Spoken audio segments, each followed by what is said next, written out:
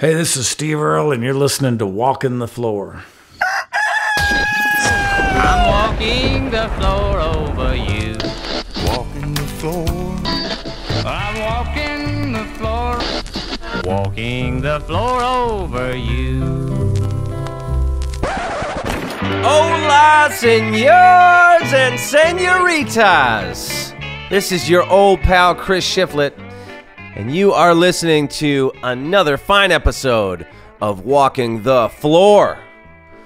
Greetings from Bangkok, Thailand, man, where I've got a day off today. Because we played an incredible show last night at the Challenger Hall here. And, you know, if you're so inclined, you could walk out on the street right outside my hotel room and you could eat a deep-fried scorpion on a stick. Or you could just annoy the people that sell those things by photographing them without their consent, which is what I've been getting up to. Anyway, you know, I don't want to be culturally insensitive or anything. That's cool. If you want to eat a deep-fried scorpion on a stick, that's your prerogative. I'm going to hold out for something else.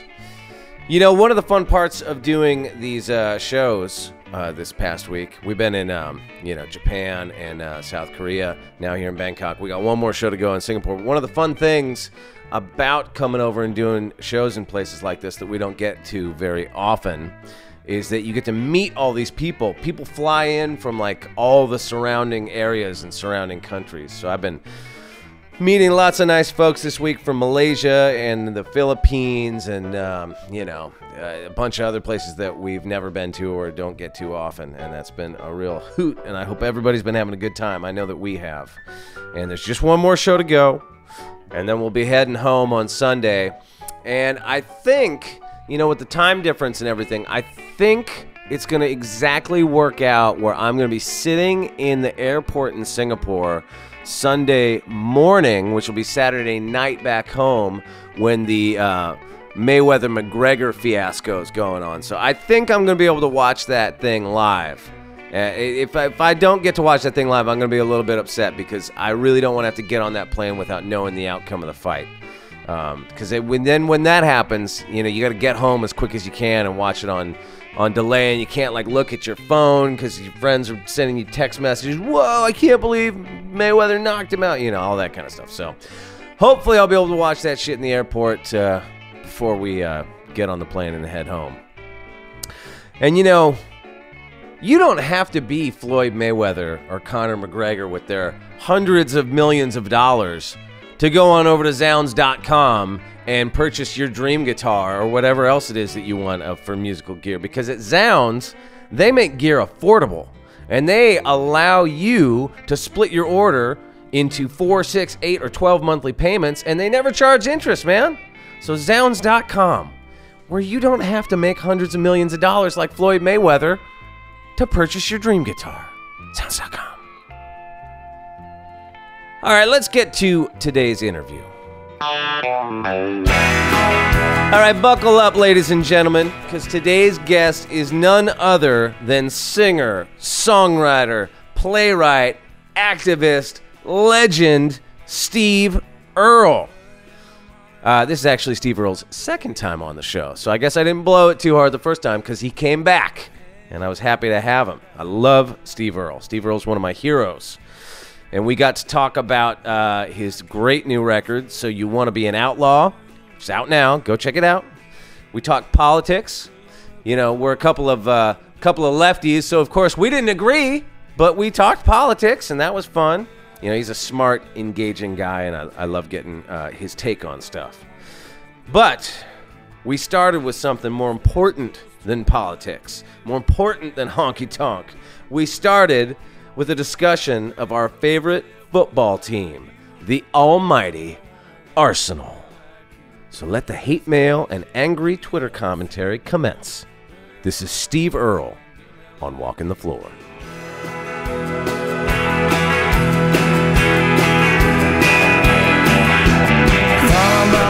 When a team's in a transitional period like Arsenal is right now, and everybody's trying to figure out what the fuck's going to happen, it all matters. Right. I mean, I thought they looked pretty good, you know, in their preseason stuff. I don't know how much you watched that stuff. I saw. They got a couple new players that look pretty good. So who knows? I thought it was I don't want to be one of those Wenger out people, but it seemed like it was time for him to go at the end of last season. But he didn't. So here we are. Yeah, he's not going to because he's got a contract too, and there's 2 more years on it. So they're not gonna.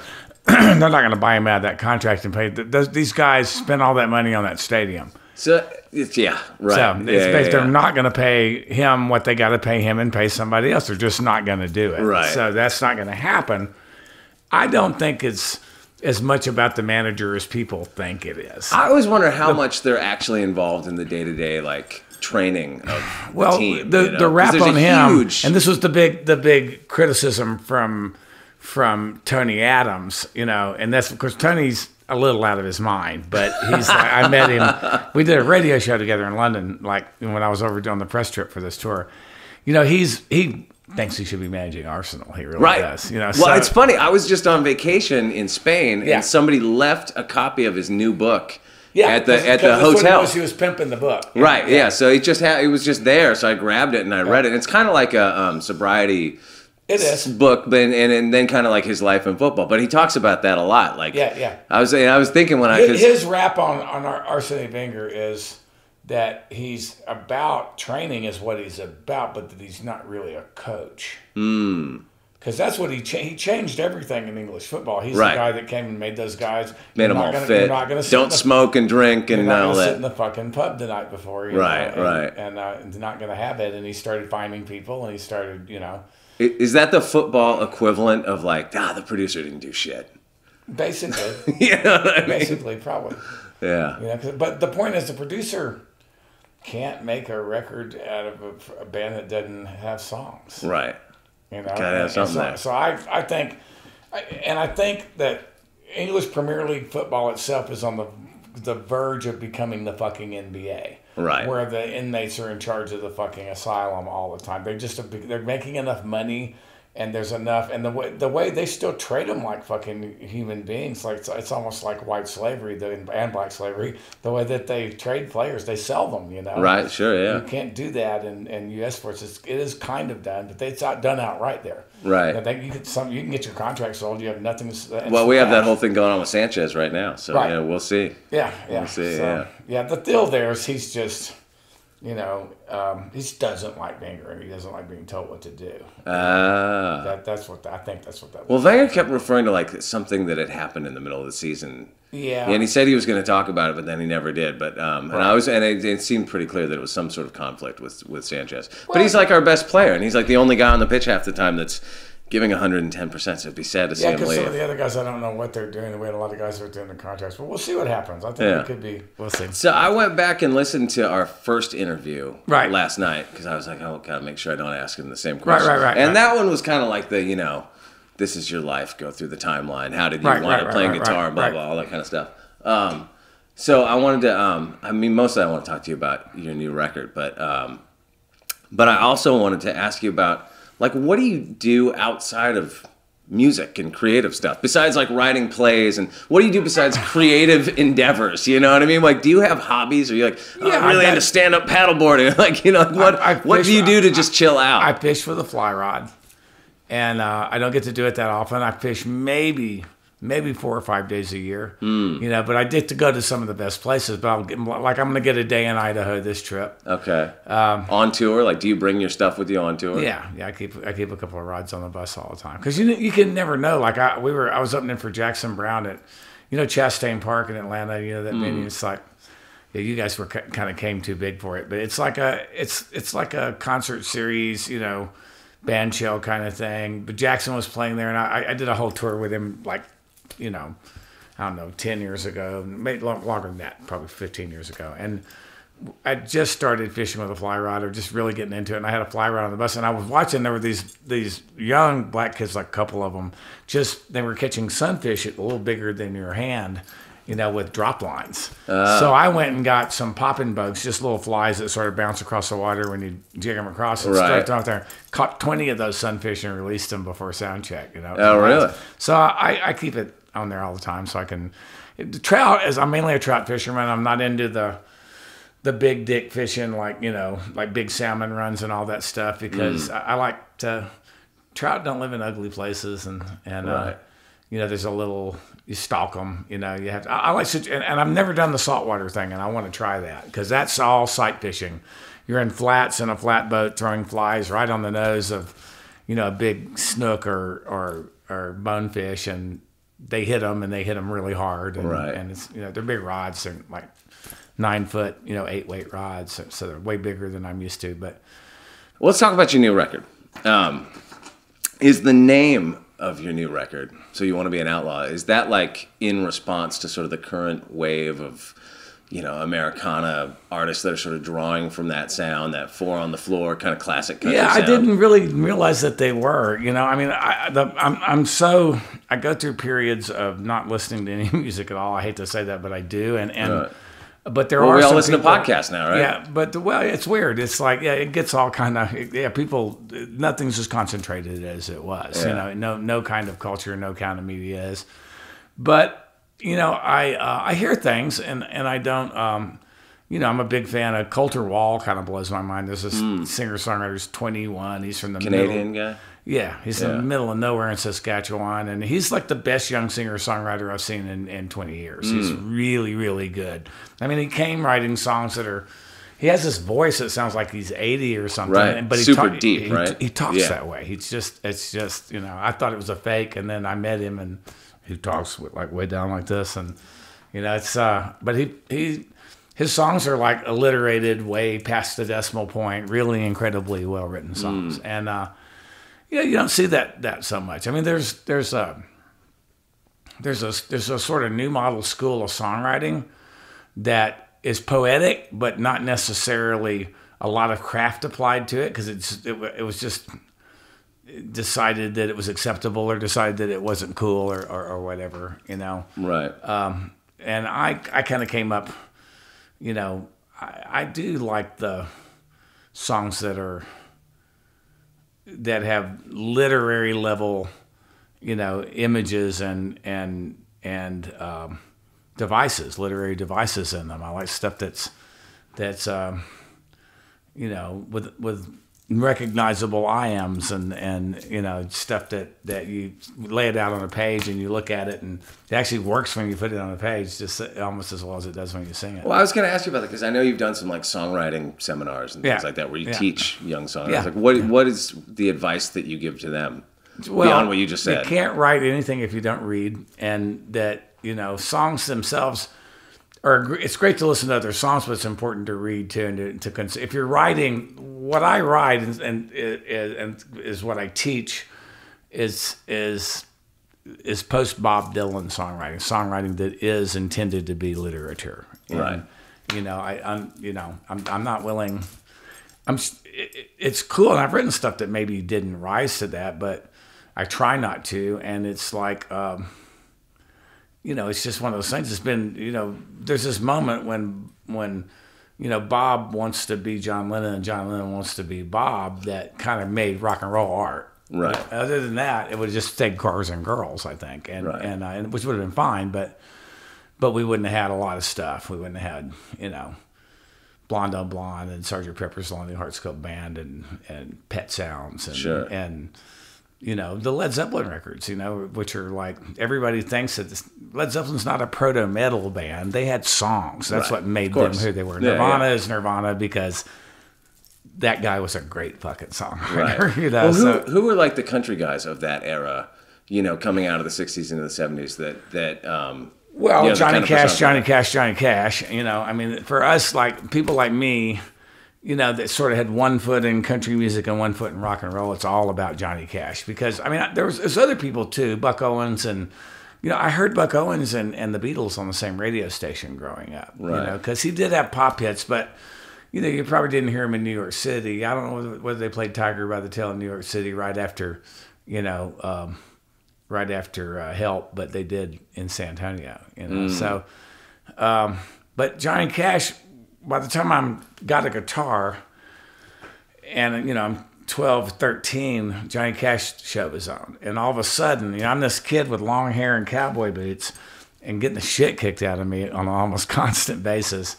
And all of a sudden, here's a TV show where I can see, you know, Neil Young and Bob Dylan and Merle Haggard and, you know, Derek and the Dominoes. The only time that I ever saw Derek and the Dominoes was on that show. And then, but you see, Mother Maybelle Carter herself, the Carter family, the Statler brothers, and Carl Perkins every week because they were part of it. And Norman Blake was the musical, the hillbilly side of the musical direction thing because he could write charts.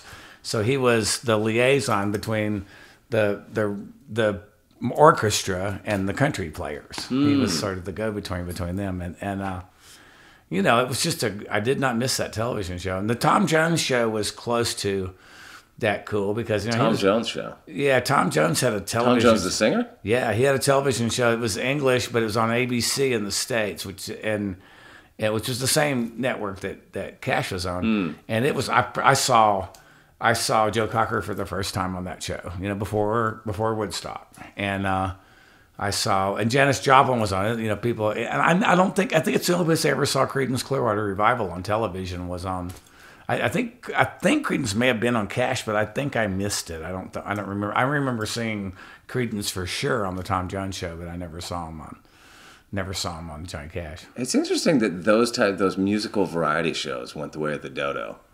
Yeah, it's weird, man. Like when you see something like Jules Holland, like when you're traveling, it's the best it just music seems show like ever. It's like the most amazing thing. I've been on that show like 6 times, something like really? that. Yeah. And I'm on one of Jules. Why don't we have that here? Just because, their music business isn't quite as dead as ours. It's one of those things. It's like records still sell more there than they do here. I mean, it just seems like there's a hunger for that sort of thing. Yeah, and Jules is like, it's a struggle to keep it going. Like the most important music program to get a pop act on is the lottery, in England to this day. I think what's happened is we I grew up in a period when rock and roll was art. It had been elevated, and I took it for granted. But now, maybe it's not in the mainstream anymore, and that's no insult to anybody that's making in the pop mainstream. And like the two centers of the music business, they're no longer New York and L.A. It's Atlanta and Nashville. Right. That's where the center. The engines that power what's left of the music business are, because it's about hip hop and country. Right. Because it's interesting because over the last couple of Foo Fighter album cycles, like we're about to put an album out, so we've been doing like promo and all that sort of stuff. Right. And we get asked that question more and more, like pretty much every interview. There'd be some version of the like, what's it like to play in a genre that's dead kind of question. Right. You know what I mean? Why are you guys still a band when rock and roll is like not a thing anymore, which I think is a totally ridiculous statement. But we have been asked like that kind of question over and over. Well, it's a silly thing to ask you guys because you guys are still playing pretty fucking big places. Sure. But, so that means it's not dead. Right. Just think there's a difference between dead and like not in the mainstream. Well, I think the idea of it being dead is and it's weird because it's been viewed the other way. There was a point at which serious rock writers who took themselves seriously as journalists wouldn't write about Led Zeppelin because 14-year-old boys liked Led Zeppelin. Right. And, the truth of the matter is now it's probably the other way. Rock and roll is not dead, but the audience is older. There's a few kids, but kids is a little older. Right. And like the only younger audience I have has all come from the political songs. They're like, and it's kind of weird. It's you must be getting a lot of them these days. Well, this new record wasn't that political, but the next one's going to be just as country and really political, probably. Are you already working on those songs? I just wrote the first. Well, I wrote a song for Joan Baez that she's recording. Joe Henry's making a Joan Baez record now, and Joan asked me for a song, so I wrote her one. That may end up on our record too, but I wrote it for Joan because it's pretty cool. It's called Times Like These. And, really? And then I just finished a song that's the centerpiece of the new record, and it's called The Mind just because the title would be too long otherwise. But it's about a guy in West Virginia and him and his girlfriend, and they're addicts, and they're kind of struggling along. But he's telling her everything's going to be all right when his brother calls and gets him on at the mine. That's when he's going to straighten up, and that's when everything's going to get better. Because the truth is, for me, to make a political statement now, it can't be just about rhetoric, because that's what lost this election, for my side, is we lost touch with those people. Those people should be voting, for way further to the left than they do. But the reason that they voted for Trump is one issue. He told them that he would keep the coal thing going. Right. And the coal thing is dying because there isn't that much coal left, period, under the ground anywhere. Right, so sure. it's going to go away. There's not that much oil left either, duh. But we're slow to learn that. So because we know how to make money with that, or they know how to make money with it. Well, it's us.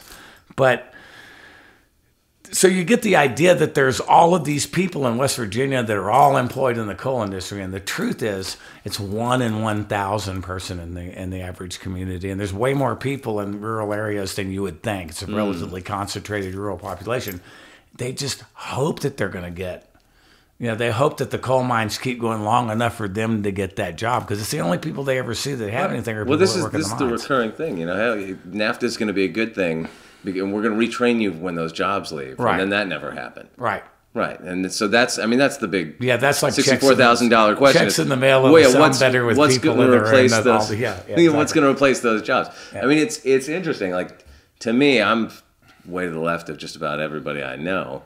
But I don't think, it didn't surprise me at all that a lot of folks did not support Hillary Clinton. No, it didn't surprise me either because I voted for, and I supported Bernie Sanders as long as he was in the race. Right. And then when he was gone, I went and voted, and I came down the elevator with a woman, and she was just really uncomfortable, you could see. And she goes, well, I did the best that I could do. And I just didn't want to talk to her because I knew that we were probably, but she kept talking to herself all the way down the elevator. And finally she goes, well, there was just nothing else I could do. And she goes, and I said, and she looked at me and she says, I voted for, I'm sorry, I forgot and this is, there you go, the Green Party candidate. But she had voted for her. And I just bit my tongue, and she goes, what? And I said, okay, you just voted for Donald Trump. And I believed that, there was no hesitation for me. I didn't fall for Ralph Nader. We have this system that we have, and to think that a third party candidate is viable is just like, it's just not going to happen. And I don't know. I think you see a repeat right now of what happened in 2000 with Nader, who, if you really get into it and kind of split the numbers down, to me, Ralph Nader did not cost Gore that election. Gore cost Gore that election. He's a shitty, corrupt politician. The numbers say different, but I understand. I don't think Al Gore was the best candidate in the world. But I'm saying in this case, the numbers do prove that Ralph Nader did cost Gore the election. Among other people. Maybe Gore didn't actually even lose for the state of Florida. Is the bigger question to me. That. And this one was different because this is a guy that, we have the Electoral College. Whenever you have a president elected by, a minority of the popular vote, somebody's going to call foul. But I think in the same way that nobody really examined the failures of the Gore campaign because they just the Democrats wanted people to just blame Nader so as they didn't have to really look at why people didn't vote for Gore. The exact same thing is happening right now with heaping on Bernie Bros or Russia or whatever it is to not look at why people aren't voting. No, there's not any doubt about that. There's a lot of what this next record is going to be about. This song that I've just written doesn't make any judgments about coal one way or the other. It just tries to tell the story of those people. I want to get to the point where, I'm doing a theater piece that I'm just writing the music for. Some friends of mine are writing a piece. It's Jessica Blank and Eric Jensen. They wrote The Exonerated, which is about exonerated death row inmates, and I was in that. But this is another kind of documentary theater piece where they interviewed all these people that were survivors of the Upper Big Branch, which was an explosion in a mine in West Virginia 8 years ago, something like that, 9 years ago. It killed 24 guys. Everybody on the shift died pretty much, except for a couple of guys that just happened to be almost at the surface, and they got out. Nobody else did. And see, that's the thing. That was a long wall, which is a big, huge machine that cuts a like a face of coal that's like 2/3 the length of a football field wide simultaneously as it pushes into the mountain. And it only takes 24 people to run a longwall that big per shift. Now, that used to be 200 jobs per shift. Right. You know, at least 100 in a small mine. You know, because there were people down there digging coal out, and there were people loading it, and there were people, and, you know, depending on, you got paid according to where you progressed along that. Now it's just basically one guy with no lunch break, you know, and a bottle of pop in one pocket and a sandwich in the other one. He's being paid $100,000 a year. But they're really under pressure to keep the machinery going all the time, and that's why Upper Big Branch happened. They just built up methane behind it because they weren't maintaining it properly, and it blew up. And you know, that's always going to happen when you're making. You know, these were local people that owned this mine too. It wasn't like outsiders like it used to be, but they were making a lot of money, and they made the more coal they took out of there per hour. They were smart. They came in after coal mining kind of stopped, which means the union died. And after the union had thoroughly died out, they go back in. They say, "Okay, here's the new deal. We're going to pay you $100,000 a year." Those guys, coal miners are not, you know, they have the jobs are not poor. They're not living in shacks. They're building houses, you know, that are, you know, out of stone and, you know. Like I went to a bunch of people's homes, and most dead animals I've ever seen on walls in my life. And I grew up hunting and fishing. I don't do it anymore, but I mean bears and deer, you know, heads all over the walls of these people that we visited, and they were all miners, you know. But the thing is, not everybody has a job. It's a minority of people that do, but all the other people just hope that they're going to get it. Like I said, so. You know, we got to figure out how to reach those people because they helped elect him. You know, people that don't have jobs in Michigan helped elect him. People that don't have jobs all through the Rust Belt helped elect him. They believed him. But it's all about, you know, we get the democracy that we deserve. I really truly believe that, and it's about reaching the right people, but it's also about cultural, you know, responsibility. Maybe reality television does do damage. Well, yeah, I think Trump is sort of a logical point in where our culture is at. If you don't believe that reality television is real and Fox is news, then Donald Trump as president of the United States probably isn't possible. It's right. It's true. You know, we take steps forward and steps back. You know, the truth of the matter is, you know, this country is not a progressive country, but the world is a progressive place. The human race is progressive. Right. We're so much more humane than we were as a species 1,000 years ago. And sometimes all you can do is look at the big picture because what it's close to is just, you know, going to bum you out. Right. So I have to kind of every once in a while just take a look back and go, you know. Because it's not. I was in Canada right after the election, and somebody said, "Well, you going to move here?" And I said, "No, I'm going to go back and fight." Right. You know, I just don't know what else to do. Yeah, that always pisses me off when I hear people going, "We're moving to Canada, we're moving to Australia." I'm like, what the fuck are you talking about? Well, the truth is, those lines I know for a fact aren't really there because I fly all over the world, and I've never seen a line drawn between one place and another. I don't really believe in borders. I consider myself to be a citizen of the world. I don't. Nationalism is a very dangerous thing, and it's an extremely dangerous thing right now at this moment. We're in a moment, not just here, it's happening all over the fucking world. You travel, you know, the Netherlands are not what they were 20 years ago, but their election turned out okay. You know, the French election turned out okay. So that's a little hope, you know. But England's been kind of a mess for a while. Sure. And it's you know, it's a real right-wing thing. It's a real racist thing that's there. We don't have any corner on that market. Yeah. Well, it's tough, you know, if you don't take care of working people and you destroy systems of education and you keep people the education pretty thing, ignorant, you know, you got to expect that there's going to be some bad things that are born out of that. Absolutely. I don't blame those folks. You have to start caring about other people's kids and not just your own. And lefties, this is one thing lefties are definitely guilty of. Talking about education, talking about, you know, healthcare for everybody, talking about a quality education for everybody, but then they put their kids in private school, right? And they help them do their homework. Guilty. And then they put them, that's what I'm going to say, because it's one of those deals. At some point, what's going to make public schools better? Right. Make private schools illegal and make rich people's kids go to the private schools, and then they'll take care of them. And that sounds radical as hell, and it is, but it's true. It would work. People said, well, that'll never work. No, it won't work because people want to rig the game. If you want to know what's wrong with our educational system, you need to look no further than George W. Bush got into Yale. Just the fact that he was able to fucking get in. That's it was all about a legacy. He was never not going to get in. See, I dropped out of high school, so I was having this college conversation. I got kids that are 13, 11, and 9, so we're a ways off. You're getting ready. Well, no, it's we're not that far sooner off. than you think. Yeah. And I was there, like, I'm a high school dropout, man. I got no juice with any university anywhere. So, yeah. Well, with me, I haven't gotten one to college yet. I mean, my oldest does what I do, and he's pretty good. I interviewed him not too long ago. Yeah, his new record's really good. Yeah, it's great.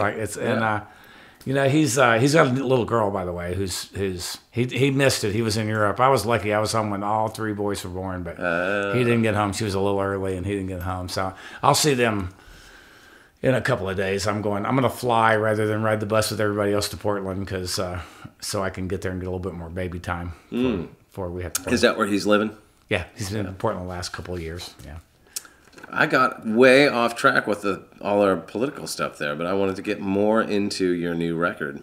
Okay. So let's backtrack a little bit. Go back to that. Who are the outlaw era artists? We all know who the obvious ones are, Waylon and Willie and people like that. But who are the ones that I've never heard of that I should know about? Well, the part of the story that I think deserves that everybody needs to hear, because he doesn't ever get credit for, is Doug Somm came back from California right at the same moment that Willie came back from Tennessee to Texas. And Doug moved back to San Antonio, where he's come from, to the neighborhood where I was, enrolled his kids in the school I had just dropped out of, and I followed his daughter home and stood in the driveway till I got to meet Doug Somm. He was our local rock and roll hero. And this is 71 when he moved back. Willie moves back, I think, the same year. It might have been 70. But it was Doug that suggested to Willie that he could play Armadillo World Headquarters rather than just country joints, and he also introduced him to Jerry Wexler, and that's how the Atlantic deal came about, and that's Shotgun Willie and Phases and Stages. So Doug Somm had a lot to do, because Doug grew up a country musician. Wasn't he like a child prodigy? Pedal steel, and fiddle, both. And little Dougie Somm. There's pictures of him every dance hall in South Texas. I think one of his kids is the current drummer for the Meat Puppets. He is. Yeah. He is. Yeah. I met him down in Austin. The younger of the two, Shandon. I think I saw someone online was trying to get a documentary made about him. It's almost made, as far as I know. I mean, I sat for an interview for it. We did a big tribute and screened a version of it at South by Southwest 4 years ago, I guess. And it's like, I sat for a long interview because he's a big deal. Doug Somm, I feel like he's somebody that people in the know about him, but he doesn't have that. He was a great guitar player. He was a great singer, and of course he had hits too. Besides She's About to Move, later after he moved to California, Mendocino and Michoacan, and he. But then he came back to Texas. And, what was the supergroup called that they had? Oh, the Texas Tornadoes. Yes. Yeah, and that was like the first time I saw Doug after I got out of jail. It was like, I've known him since I was a teenager, literally. And he used to, when we were making Copperhead Road, he showed up in Memphis. He was just there. And he didn't play, but he was there for nearly all of the sessions, just hung out. Really? And then, then later on in the tour. Would he give you little pearls of wisdom? Always. Because, he was pretty supportive. He just, I said in one of the earliest interviews I did what a big deal he was to me, and he read it, and he just, appreciated the fact that I saw him as, he was our local rock and roll hero. He was the biggest deal, somebody that's local, like I said, I stood in his driveway, and he came outside, and he was real, and then I met Townsend Zant when I was 17. So I was there that moment just as Willie moved back. I was in Texas still. And then between the time that Shotgun Willie came out and just before The Redheaded Stranger came out, I moved to Nashville. So I kind of saw it from both sides. Right. I was at the Dripping Springs reunion, bought a ticket, was there. I was at the first 4th of July picnic, bought a ticket, and was there. Yeah. So I saw Waylon Jennings, one of his first appearances, I think, after he took the grease out of his hair, which was the Abbott Homecoming, and everybody gasped when he walked on stage. It was hilarious. Was that when he officially became an outlaw? Yeah, letting I guess it all hang down. The term outlaw people, and that's what this title was about. Was an Australian interviewer the other day said, "So it's really about your lifestyle, what you guys are doing, right? Not about." And I said, "No, it was about country artists that." Through Doug Somm, and I really think that's the beginning of it, discovering that rock artists had, at least nominally, a level of artistic freedom that they couldn't imagine. Right. And they just wanted to be able to make records like that. And when they fought for it and they did it, then people in Nashville called them outlaws. It's funny, Dave Cobb, I recorded my last album out in Nashville with Dave Cobb, and he told me that like way later than you would think, I mean, I'm sure you know this, but it was shocking to me, that like country artists weren't even allowed to come into the control room. Yeah. On their sessions. Yeah. Like the first time they heard their song mixed would be on the radio. Yeah. Yeah, that's true. Chet Atkins worked like that. A lot of people worked like that. I never had that happen, but I didn't start making records till the mid-'80s. Right. And so Outlaw was about like taking back control. Taking the control. And there's been, periods of Nashville's a very controlling musical environment. And there'd been periods before, but there was sort of a lot of it going on. When I got to Nashville, the inmates were in charge of the asylum, but the window closed really quickly before I could get a record deal. I got a publishing deal, but I didn't get a record deal. So I had to wait for 12 years to another, I refer to as the great credibility scare of the mid-1980s. And it was, a lot of it was Tony Brown decided that singer-songwriters might be the future of country music. He signed me, Lyle Lovett, Nancy Griffith, and people identified me, Dwight Yoakam, and I tried to get Tony to sign Dwight, but he passed because I took the very first copy of Dwight's EP, which was the original EP version of what became the Guitars and Cadillacs.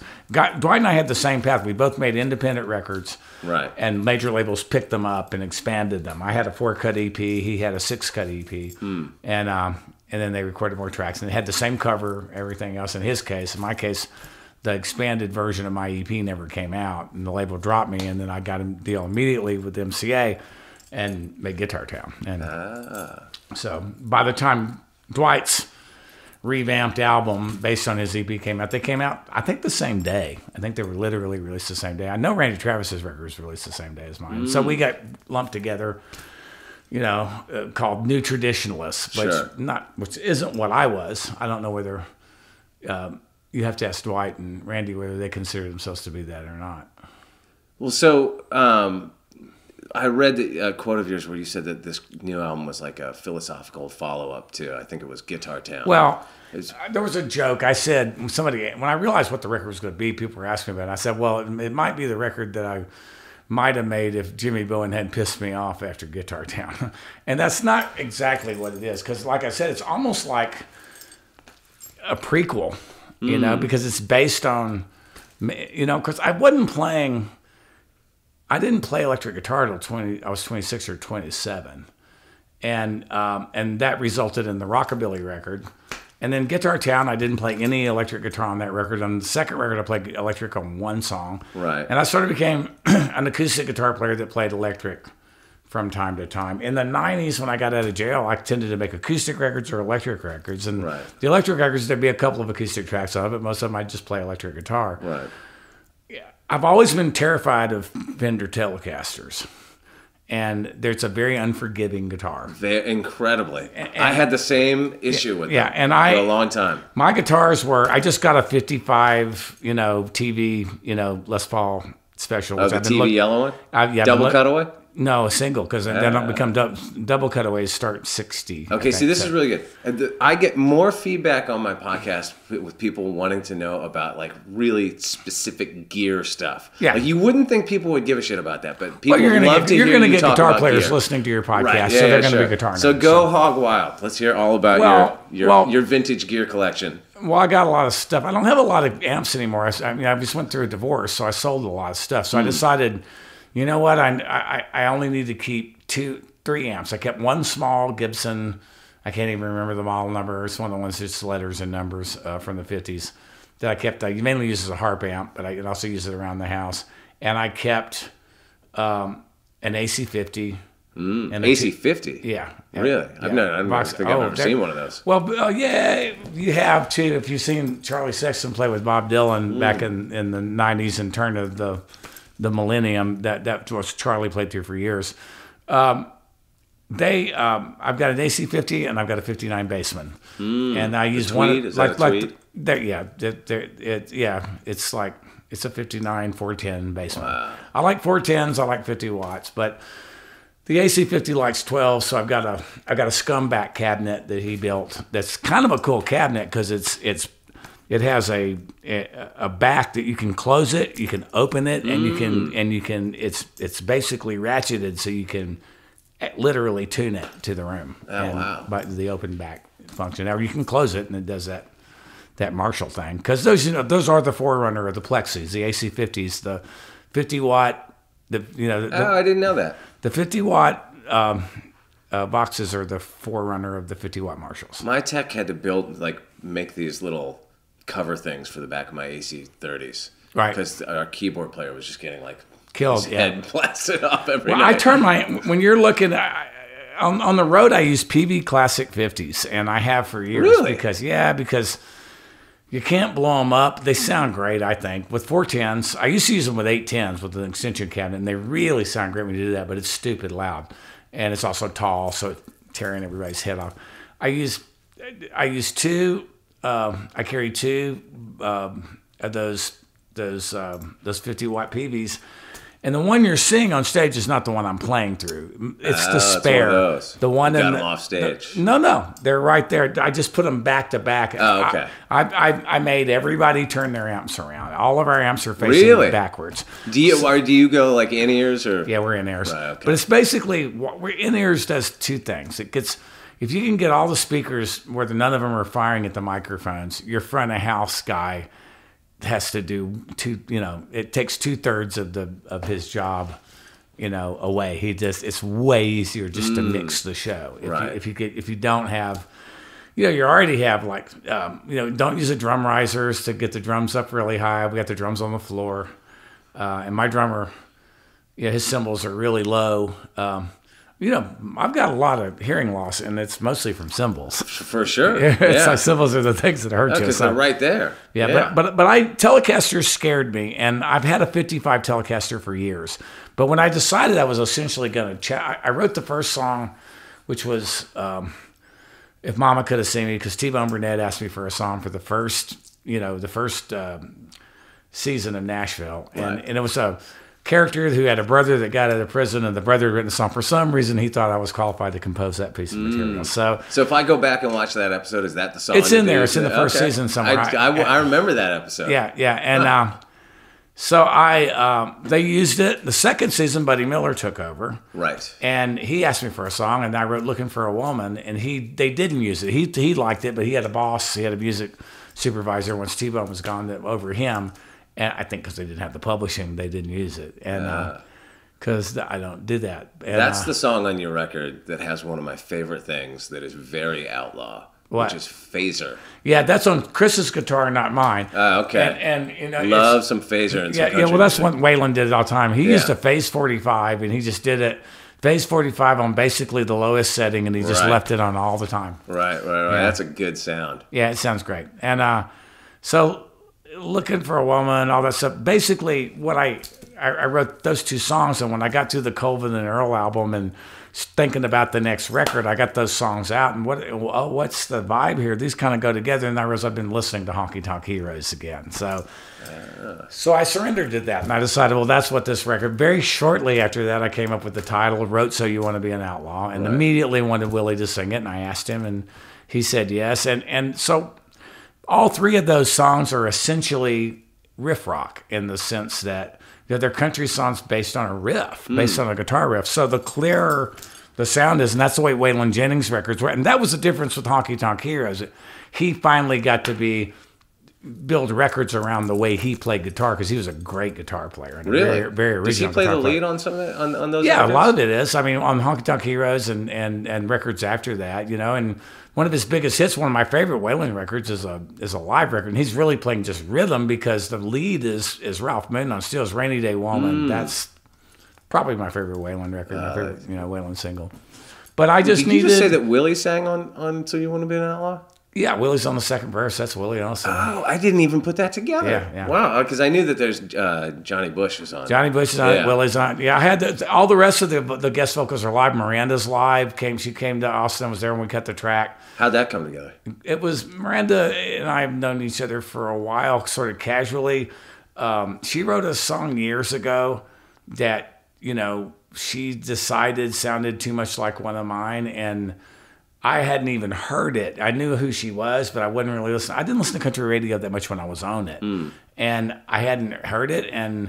But her manager called my manager and said, "Look, we think this is pretty close to one of Steve's songs, so we're just going to give him half of it." And that was Kerosene. Really? And which I was, I was paying a lot of alimony then, just like I am now. So I accepted the gift, gracefully and graciously. I just kind of, we knew each other a little bit, but then it turned out after Allison and I got together, they were friends and they got their hair cut at the same place. And I literally met her at the beauty shop, dropping Allison off and picking Allison up to get her hair done right after we got married. We were still sort of 1 foot in Nashville, 1 foot in New York. And so Guy Clark, the last few years of his life, started co-writing a lot, and I decided that I was going to do that I was going to go back to Nashville and just make some writing appointments and see what happened. And I made a bunch of appointments in the first batch. It took a while to get it together. Was one with Miranda, and we wrote that song. And so you wrote that together? Yeah.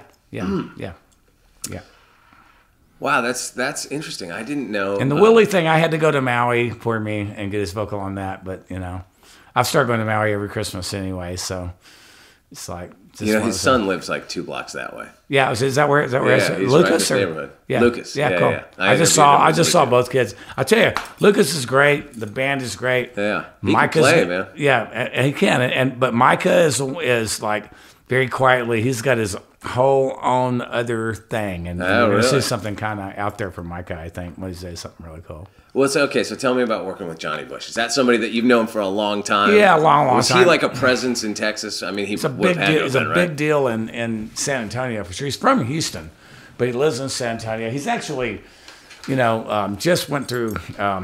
He's got some heart stuff going on. He was just in the hospital. Is he still active, touring?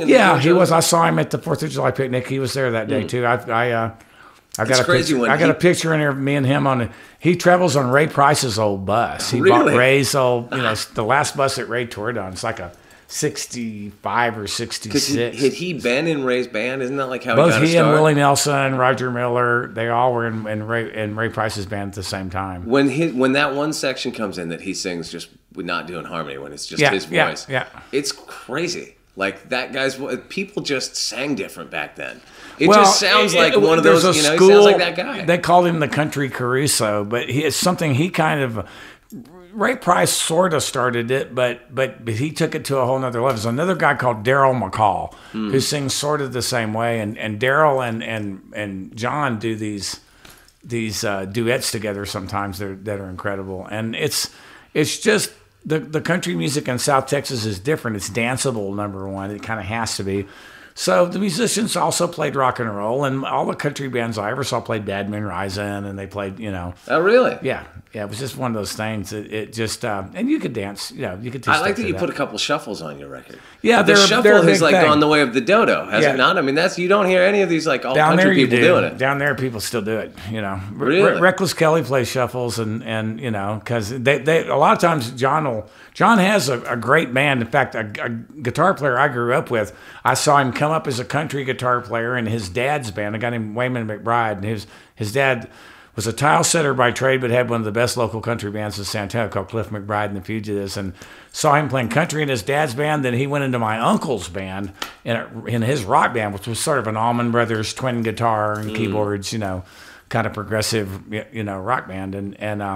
But Waylon's in Johnny Bush's band these days, and he's fact, he drove John to the sessions in Austin, and it was that was great. And Waylon's a guitar collector too, and he's like, there's a guitar. Waylon just sent me a picture. He got a L5 that belonged to a guy named Bucky Meadows, and Bucky was a sort of a guitar player around Texas, around from Houston, but he'd pop up in Nashville every once in a while too. And I remember him driving around in one of those. What was those? It was a Dodge Omni. Remember those? Sort of like the Dodge version of a Gremlin, little hatchback with a kind of domed back. Yeah. And he drove around one of those with this big white German Shepherd and a big, huge Fender amp in the back, and that L5. And he wore a derby all the time, and he'd drive that car back and forth between Nashville and Houston and play sessions. And that sort of jazzy sounding electric guitar on Blue Eyes Crying in the Rain, that's Bucky. Oh, and really? He passed away a few years ago, and my friend Wayman McBride just bought his L5, and he didn't even like, explain it. He just texted me the picture, and I knew exactly what I was looking at because I'd seen that guitar so many times. Right. I'd love to own that guitar. So I read that you've been working on your autobiography. It's really a literary memoir. It's largely about recovery.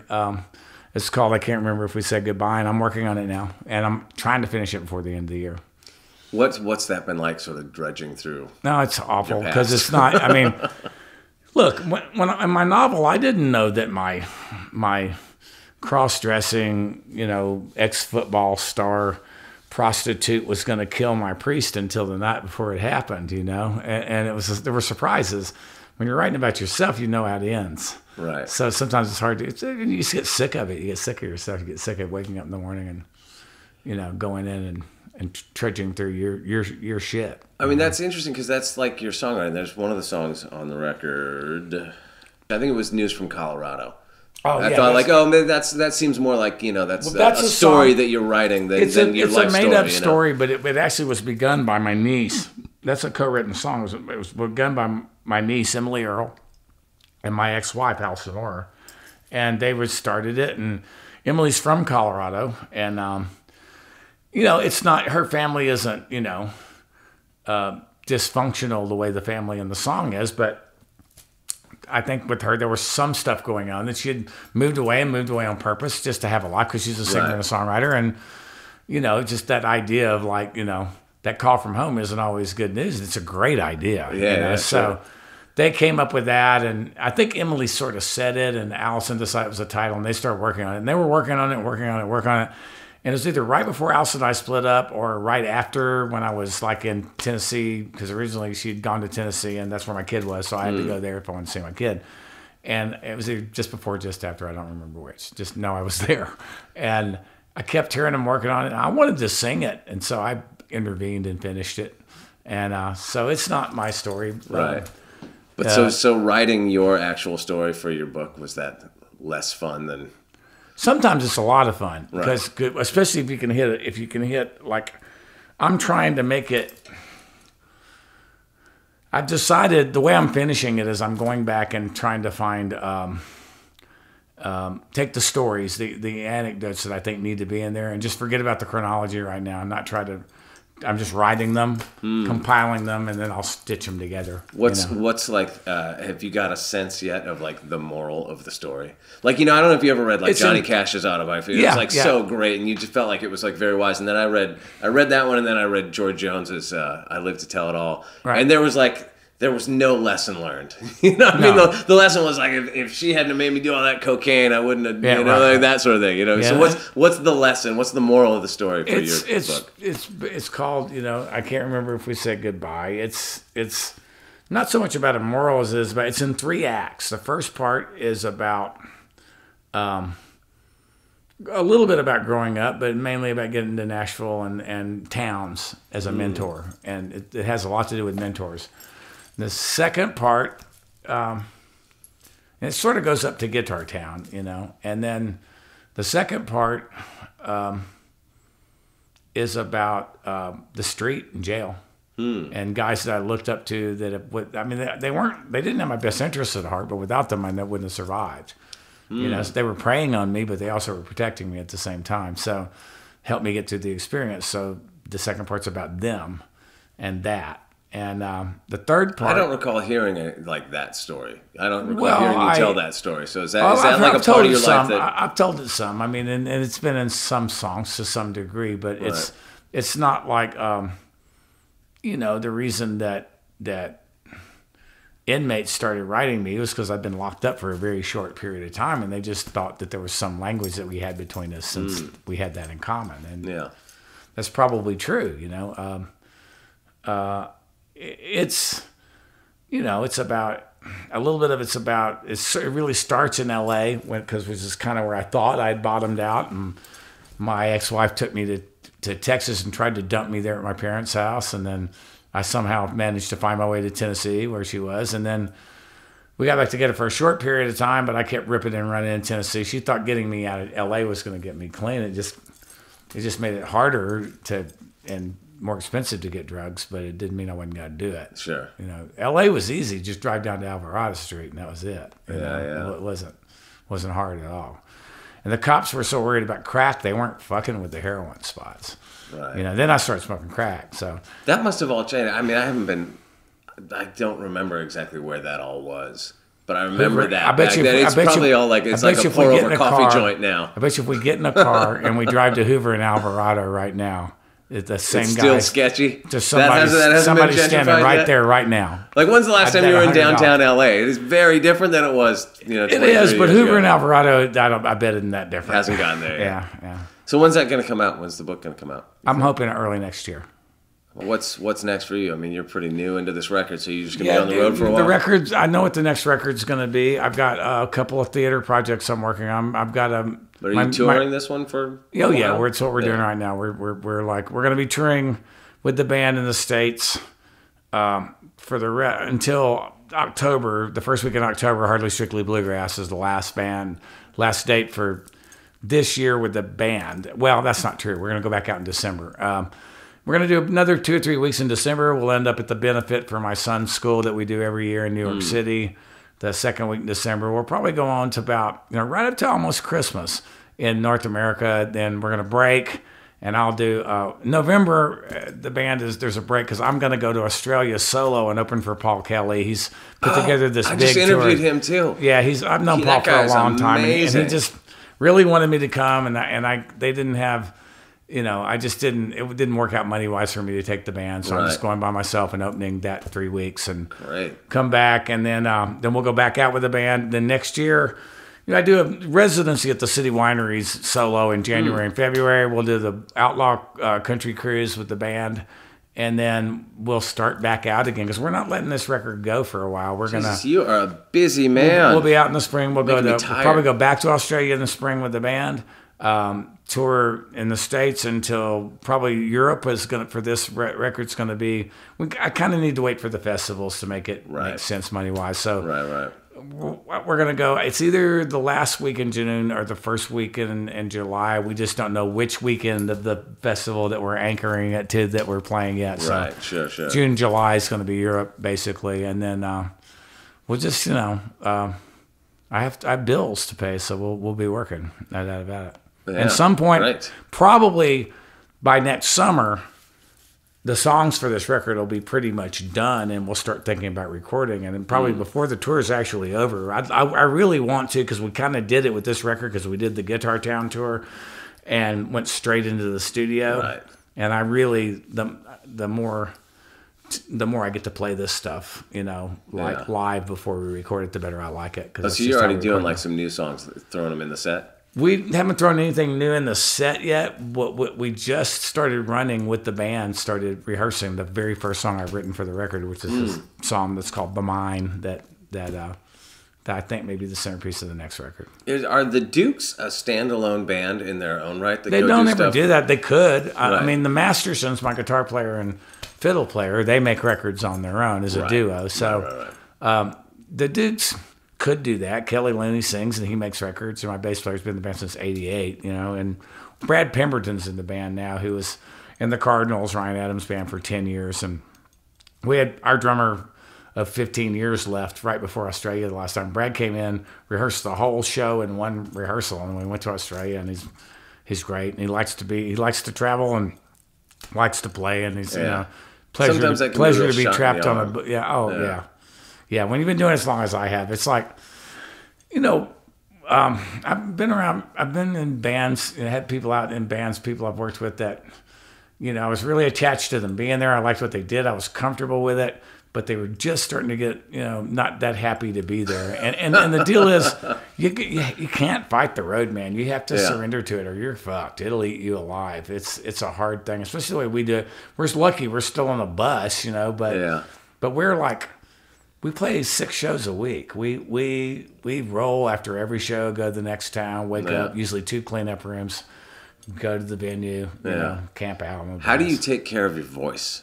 Because being the singer on a tour is a very different tour to everybody else in the band. My struggles with my voice are never my vocal cords. My voice probably sounds a little pinched right now, or it does to me, but it's my chest closing up because I've got some COPD. I quit smoking about 10 years too late. But it's treatable. Yoga's helped a lot with that. I breathe so much better than I just played a show in Aspen, which I used to suffer through those shows at 8,000 feet. Had no problem whatsoever. And that's yoga. That's completely and totally. I started practicing yoga 6 days a week about 1.5 years ago. Oh, wow. It's been a life-changing thing. Right. Huge thing. You lose weight. But you also, it's a meditation system.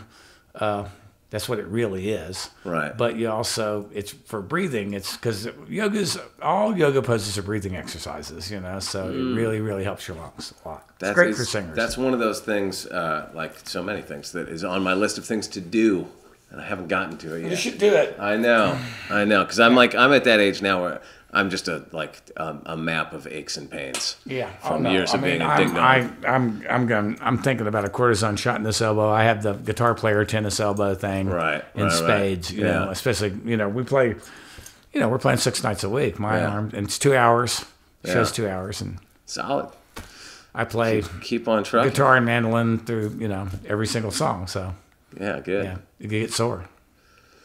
It happens to the best of us. Yeah, I can't use that. I use thumb picks most of the time. I can use it, but I haven't done it in a long time. I don't have one of my picks with me. Let me think what I can do here.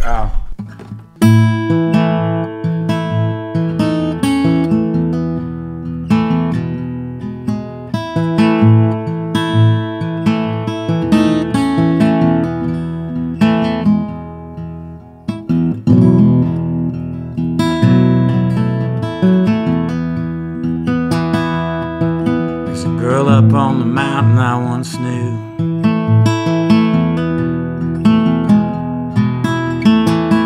let her go, now I'm sad and blue. Sometimes late at night I pray she'd come down to me someday, but the girl up on the mountain never knew. So she gave herself to someone else back in.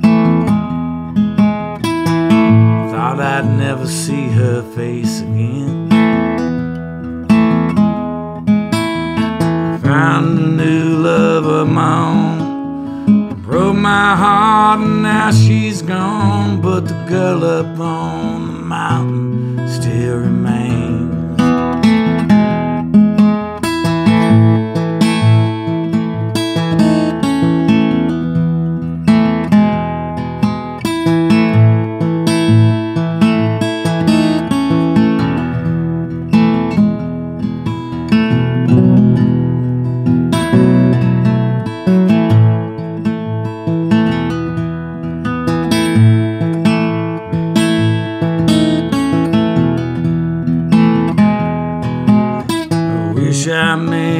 Wish I might, on every star I see tonight, 1,000,000 diamonds up above, shine down on the one I love.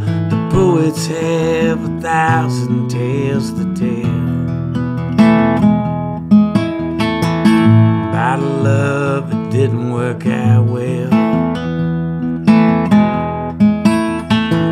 I sleep alright at night, 'cause in my dreams I hold her tight, but the girl up on the mountains up there still. I love her now, yes I Ferris wheel.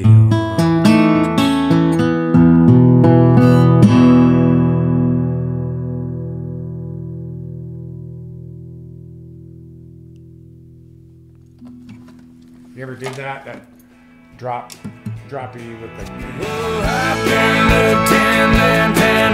All right, yeah, that was Mr. Steve Earle doing an exclusive Walking the Floor version of The Girl on the Mountain from his latest record, So You Wanna Be an Outlaw. Check out steveearle.com or at Steve Earle on the Twitter to check out everything that's going on with Steve Earle, including all his tour dates that stretch from now to like through the fall into the winter, I think, and probably beyond that. Go check him out for sure. All right, that's it for this week. We'll be back next week with my guest Tyler Childers, who has a fantastic record out called Purgatory that you got to listen to. That's your homework assignment for the week. Listen to that leading into my interview with him that I'll be posting next week. Okay, now don't forget. There's the Walking the Floor playlist on Spotify that you can check out through my artist profile up there. So if you just go to Chris Shiflett, you'll find the Walking the Floor playlist. I put some new tracks in there. I've been pretty lazy so far about stocking that thing with fresh music, but I just put a few new tracks in there, and I really want to get people to follow it. We've got like 300 followers right now, but we need like 500,000. So we're a little shy of the target goal of where we want to be. So everybody listening, go follow it and get your mom to follow it and get your cousin to follow it and your girlfriend and your dog, and then we'll be in good shape. All right, I love you. This is Chris Shiflett from Walking the Floor. Adios, amigos!